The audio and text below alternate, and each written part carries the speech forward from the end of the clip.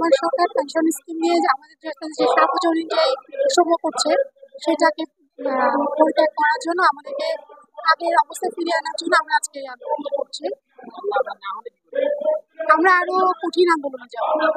আমরা চাই আমাদের যে বৈষম্যটি হয়েছে এটি যাতে দূর করে আমাদেরকে একটি সুন্দর পেনশন ব্যবস্থায় নিয়ে আসে। আমরা আন্দোলন করছি যে কর্মকর্তা কর্মচারী ঐক্য পরিষদের একজন হয়ে আমি একজন মুক্তিযোদ্ধার সন্তান এবং মুক্তিযুদ্ধে আমরা দেখেছি মুক্তিযোদ্ধার সন্তান হিসেবে আমাদের এই যে দাবি দেওয়া আমাদের ঐক্য পরিষদ থেকে সার্বজনীন পেনশন স্কিম এবং বিভিন্ন নীতিমালা এগুলা বাতিল করার জন্য আমাদের ন্যায্য অধিকার আদায়ের জন্য আমরা আন্দোলন করছি এবং এই আন্দোলনের সাথে একত্রতা ঘোষণা করছি।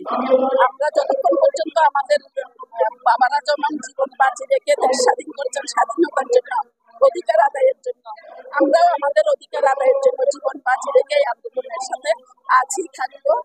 ইনশাল্লাহ এই আন্দোলন সফল করে আমরা ঘুরে ফিরে যাবো। জয় বাংলা, জয়।